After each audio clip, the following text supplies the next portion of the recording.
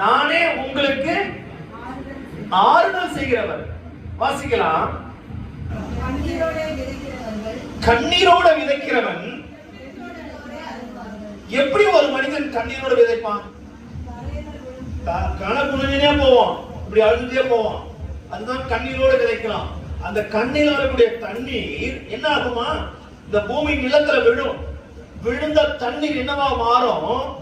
எல்லாம் உன்னை பார்த்து சிரிச்சாங்கல்ல, வாழ்க்கை முடிஞ்சு போச்சு, அவ்வளவுதான், இனி நீ வாழவே முடியாது, இனி வாழ்க்கையே முடிந்து போய்விட்டது என்று சொல்லும் பொழுது கர்த்தர் அங்கதான் உனக்கு ஆறுதல் சொல்லுவார். அங்கதான் ஃபர்ஸ்ட் உன்னை தூக்கி எடுப்பார். நீ கண்ணீரோடு விதைக்கிற, ஒரு நாள் வரும் எல்லாம் தூக்கி எடுக்கலாம் பார்ப்பாங்க. நீ இன்னைக்கு அறுப்ப, உன் நெற்பயில என்ன தலை உயர்ந்து நிற்கும். நீ செய்யக்கூடிய எல்லா காரியங்களையும் கர்த்தர் வாழ்க்கையில ஜெயத்தை கொடுப்பார். உன் ஆறு அறிவில் அறிந்து கொள்ள முடியாத, புரிந்து கொள்ள முடியாத ஆசீர்வாதங்களை கர்த்தர் வாழ்க்கையில செய்து முடிப்பார்.